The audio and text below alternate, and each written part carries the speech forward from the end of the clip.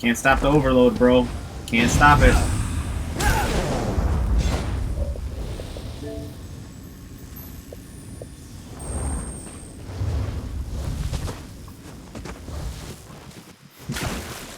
What a prime time opportunity to make a build video.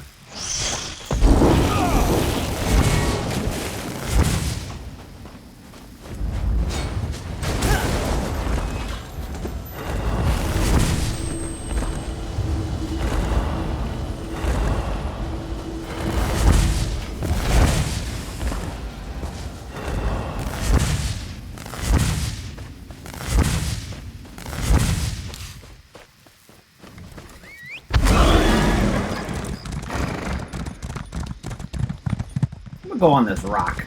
Sounds good. This is my rock. You don't like it? Fuck you.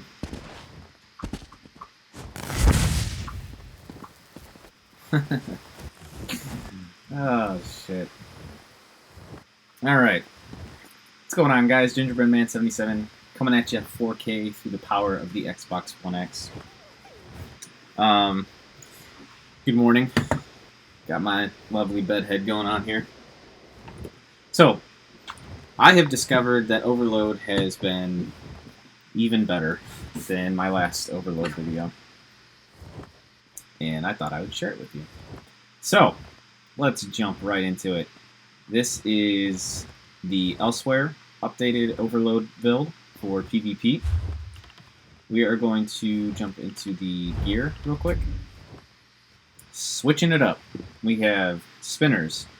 We're running a 5-piece spinners, and we are also running Necro, obviously, because we have a pet. So, spinners is going to give you that extra spell penetration. It's going to give you max magic and spell damage. Really good to go with Overload. And then Necropotence is just going to boost our overall damage with max magic all the way across the board. But we are also using Ancient Guardian. Why are we using Ancient Guardian? Well, that's why. No, I'm just kidding. Excuse me. We are using Ancient Guardian for sustain mostly, and it's going to help with, I don't know, just proccing every now and then. Well, it's going to be proccing a lot because you're going to be going through abilities pretty crazy with shield stacking and dark conversion. So with this, it's going to give you health recovery, and then you have a 10% chance to summon a Dwemer, which is going to give you health, magicka, or stand for 0.5 seconds or 6.5 seconds. Really good sustain. I highly suggest using this tool on a magic sorcerer because depending on whether or not you have a master destruction staff of any type, it's going to be magicka thirsty for destructive breach. The jewelry, we have magicka recovery on the rings, and then a spell damage enchantment on the necklace. All arcane for that max magic. And I highly suggest making everything gold. I know it's costly, but it really benefits you in PvP situations, and you want everything to be impenetrable except the head, chest, and legs. You want those to be... Oh. I didn't realize my legs wasn't infused. Well, make that infused. If not, you can leave it in pen. More in pen, the better. But I like to have infused on the big pieces because we have triglyphs, which give you extra max stats for health, magic, and stamina. And you can see a little bit of a difference. This is a gold one in pen, 434, 477, 434. And then this is what it looks like infused. So 520, 572. I mean, you get the idea. It benefits you overall. And then you may be asking yourself, well, where's your recovery at? Well, recovery is going to be in Ancient Guardian. It's also going to be in your Dark Conversion. And then Temporal Guard, what just happened? Good for you. Not Temporal Guard. And Energy Overload is also going to give you 1161 magicka per attack. So it's sustaining is really not an issue on this build. It goes quite well, and obviously you just saw in that last video, or the beginning of the build video. It goes really well together. I like it a lot. The skills, while we're just here, we'll just go over the skills. Frags, that's 15,818. Not bad at all. That's unbuffed. I think our unbuffed damage is 2,300. This is without continuous attack or a spell pot or back bar. Back bar infused weapon. I like having infused in the back bar. You can put defending. It really doesn't matter. Also, to get into the reason why I'm using a resto staff is, well, where are all our resto abilities? No, you don't really need them. Let's just talk about the path. I know I'm all over the place. While it's on my mind, I want to talk about it. Restoration staff. You have a restoration staff equipped. This does not mean that you need an actual ability on your bar to benefit the passive of using the restoration staff. You gain major mending for 3 seconds after completing a fully charged heavy attack, increasing your healing done by 25%. That's awesome. This goes with our Twilight, this goes with our Dark Conversion, this goes with the health that you receive back from a heavy attack. It's great, benefits everybody. With Restoration Staff equipped, again, increases your healing by 15% on allies under 30%. This also goes towards you. I've tested this, it does. After you get that major mending, you pop the Twilight heal, it's really good heal. Fully charged heavy attacks restores magicka. I mean, it's great across the board. Restores 540 magicka when you block a spell. That's just blocking on the back bar, which you're probably going to be doing anyways if you're running defensive. While you're being defensive in the moment of combat with your shield, and then you got Temporal Guard. This one doesn't really apply because we don't have an ability, but if you wanted to, you could put Healing Ward instead of Harness Magicka if you feel like your sustain isn't an issue. It is a bigger shield on the cast, depending on how low your health is, but I like using Harness because it gives you the Magicka return, and it's just an extra shield that doesn't, that's not small on full health like Healing Ward would be. So yeah, that's why I run a Resto Staff. It's also keeping me at a ranged advantage, so that way you're proccing that spell damage buff off your light attacks on the back bar, which is also going to go well with your energy overload whenever you're using that. And let's go back to the front bar. Went over Crystal Frags. When that's fully buffed, we have 3,500 spell damage at full buff, so that's going to go up to about just under 20k. 20k Seed Frags tooltip. And Boundless Storm for mobility. Look at that tick, too. 1067 shock damage per second for 23 seconds. And it's giving you your resistance buff and a little bit of speed. Twilight main heal. It does 7251 shock damage, already unbuffed. So buffed, I don't know what it does, but that's great, base damage to begin with. Curse, this is going to be your main burst. Hit him with a Curse, then a Flame Reach, and then if you happen to proc a Sea Frag, hit him with that. And then whenever you have energy overload up, it's just God mode. So when this baby's up, all of your light attack leading, including your abilities. This is such an underrated skill. I mean, I just nuked that Nightblade. I don't even think he knew what hit him, but it's almost 13,000 shock damage, and I'll get into why that's already insane. People need to understand what overload necessarily is. It used to be for PvE only. Now it's for PvP. And it is absolutely disgusting. So your light attacks become lightning bolts, okay? Doing 13,000 damage. Whatever. Half of that is 7,500 or 6,500. But let's visit the champion tree real quick. Staff expert. Increase your damage done with light and heavy attacks for destruction and restoration staves, as well as overload by 22%. Boom. You just got yourself a free elegant set in the champion tree. Fucking cancer, let me tell you. So 12,954 plus an additional 22%. Oh wait, it gets even better. I forgot. Let's go back into champion. So 22% with overload, plus an additional 5% to enemies with 25% health, below 25% health. I mean, What? I love Overload. It's such a good tool. And then heavy attack blasts enemies in 4x15 area for 14.8k shock damage. I mean, this is just a great AoE, ball buster. If you have like 3 or 4 guys just stacked up, and it works better if you have Overload fully charged to 500 ulti, and then you can just dump this on them. Like throw a flame dot on and then hit them with this. It's the same. It's actually even better than Destro Ultimate, because Destro Ultimate's only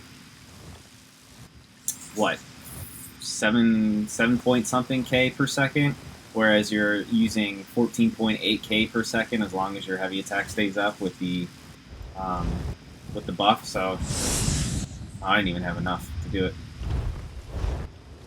But yeah, it's basically like Emperor mode, like the Emperor from Star Wars, just full on Palpatine, fuck out of him. Love it. Basic shields, you got Harness Magicka, Hardened Ward, Twilight, heal again. See the damage difference just being on the back bar, it goes to 68. Front bar, it's 72. Dark Conversion, this is going to be our main sustain. Second heal, and also it's going to give us Magicka over time. Streak, it's our main battlefield mobility tool. It's going to, I mean, it was good for line of sight. I don't know if it'll do it on this rock, it might, let's see. So say an enemy goes behind this rock, and you want to line of sight them. It's working now. But there's a bug pretty bad with Streak. And if you try to, I think it's only when an enemy's behind you, but like if you try to line of sight them, or try and stun them behind like an object, you'll just stand there and your body won't move, you can't dodge roll, you can't do anything, your character's just stuck. But that's the only downfall with Streak. I only use it to get away now, so I should probably put Ball of Lightning up, but Streak's fine as well. Let's go into the stat sheet. That's unbuffed. Not bad at all. Like I said, that Magicka Recovery is not really that important since you're going to be running Dark Conversion, Energy Overload, you have Engine Guardian proccing, and you also have that huge stam pool, so you can Dark Conversion as much as you want. 17k, that's more than enough stam. Let's get buffed up here real quick. Let's see, are there any wolves around?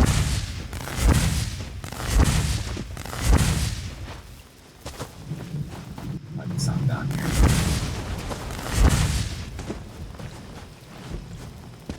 No? Nothing? You're ruining my videos, Oss. Son of a bitch. Well, it doesn't have to be... You get the idea with the back bar, but anyways, you'd hit a pot, and then you would light attack to buff your back bar spell damage, and then just take that 27 and add it to 30. It would be 3,400 spell damage. So yeah, that's the stat sheet. 35% spell crit, not bad. Your spell resistance is just under 20k. Physical resistance is 17k, and your crit resistance is 25. Not bad at all.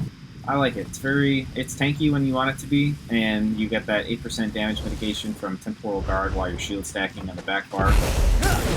So it all goes hand in hand. Not bad at all. And you got that Engine Guardian that you can hide behind that people really hate. I hate fighting people with Engine Guardian. I'm just hitting that the entire time instead of them. So, let's see. Let's go into the champion points again. Let's see. 22% into Break Free, cost reduction into Warlord. You want something into Sprinter because when you are running uphill and you're trying to evade the enemy, you don't want to streak because you're just going to be streaking into that hill and you're wasting magic. Put some into this, reduce the cost of your sprint, hit your Boundless Storm, and then sprint because it'll benefit you a lot better. We'll go, I'll show you here. We're just going to streak. Streak, you're not really going that far.